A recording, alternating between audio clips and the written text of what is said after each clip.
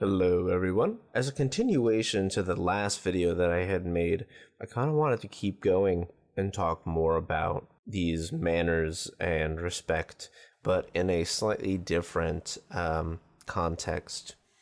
I mentioned last time about manners, decorum, and respect in the terms of white knights. This is a very small little jab at people who do this online usually, but there is something very real behind it.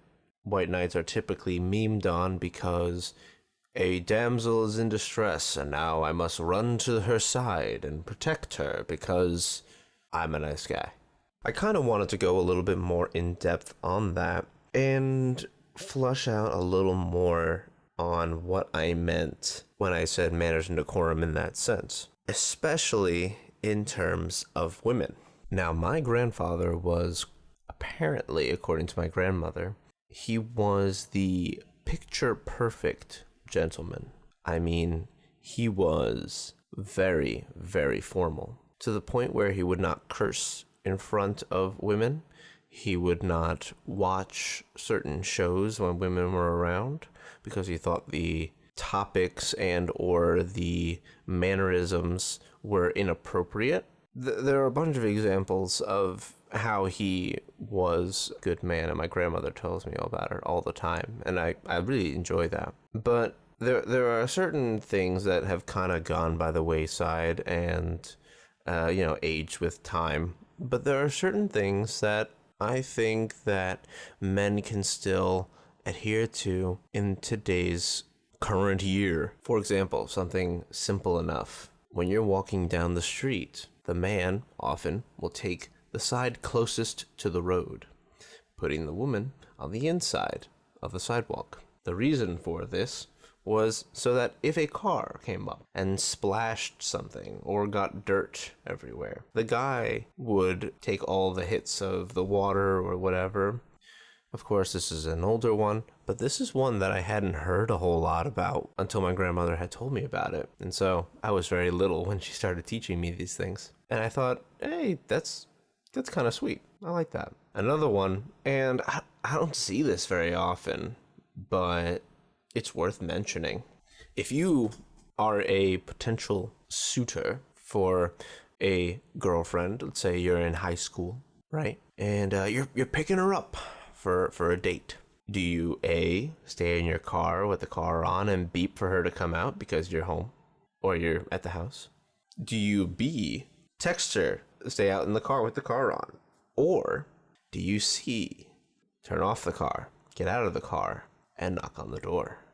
Most people would answer B because the way that our world has existed. But if you are in high school, like if this was the first date you were going on with your significant other, how pissed would you be as a dad if the guy came up, texts the girl, yo, girl, I'm outside, and she'd be like, yeah, I'm coming out, and says, oh, later, my boyfriend's here. Oh, no.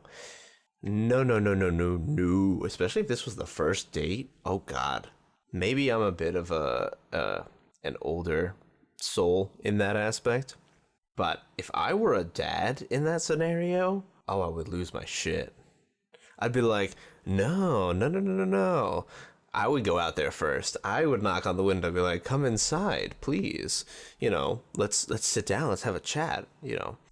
I'm way too protective, I guess, but I would be for my son too, but for different reasons. But anyway, the idea would be that you wanted to show yourself as a gentleman. There's a lot of opportunity when you go to the door. You knock on the door, the father will open the door and you will say, hello, sir. Shake the man's hand. How are you today? Oh, very good. How are you? Blah, blah, blah. Well, please come inside. She'll be right down. This gets you an opportunity to win brownie points with the dad. Because for me and my girlfriend, we have more or less understood that there will be certain conditions that have to be met for our own kids. And so that's based on the manners that we were taught when we were younger. So, the father gets to ask questions to the boyfriend while the girlfriend comes down, and then she joins the conversation, and plenty of awkward questions thereafter follow. But it allows the father to kind of get the first crack at the guy and see who he is. Now, a lot of you might be kind of cringing at how really old all these thoughts are, but I promise you they have actual meaning. Because imagine, as a teenager, sometimes the idea of a significant other overtakes the idea that you want a significant other whom works with you. A lot of dating when you're a teen is about experimentation and finding out who you are compatible with. There are certain personality types that, frankly, people don't get along with, and that's perfectly fine. However, you may not see certain signs that your parents might.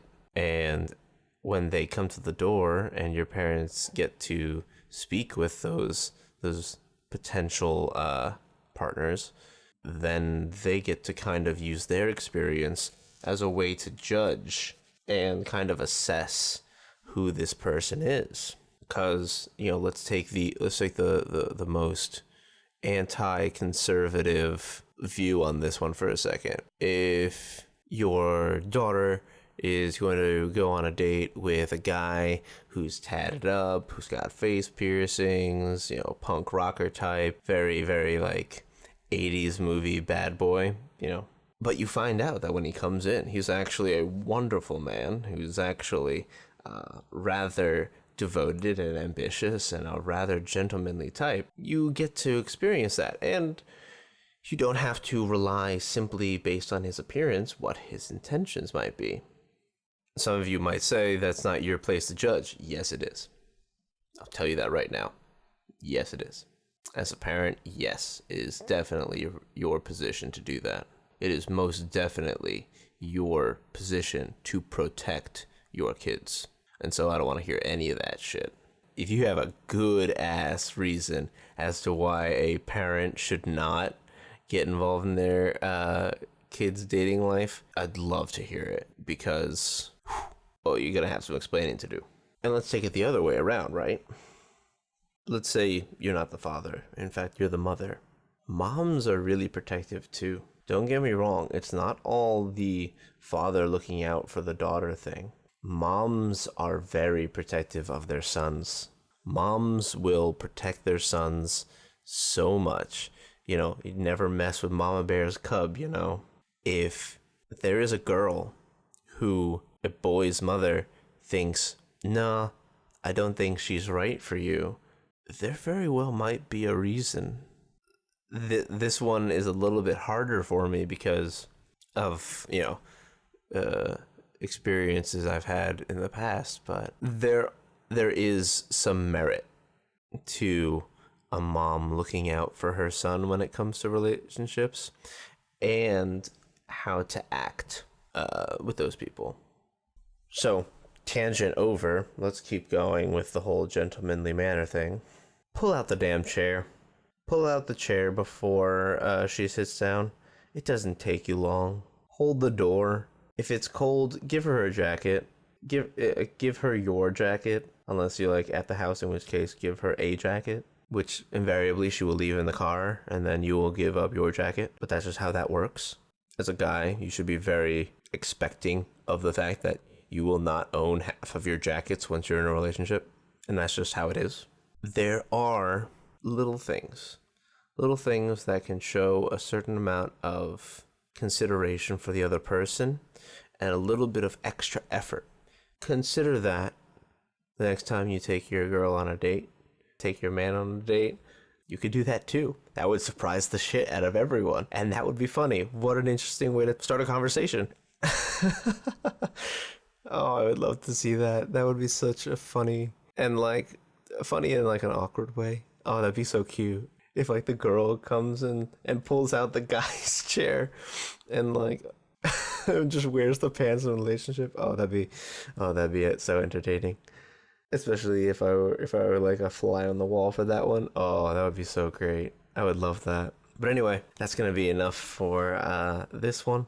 I might do more based on this as we go through the year. or if you guys are interested. I've got a lot of stories regarding this kind of thing because my grandma and I spent a lot of time together. So if you guys have any questions or you have any thoughts, if you think the gentleman thing is overrated, go ahead and send a comment down in the comments below. But otherwise, I will see you guys soon.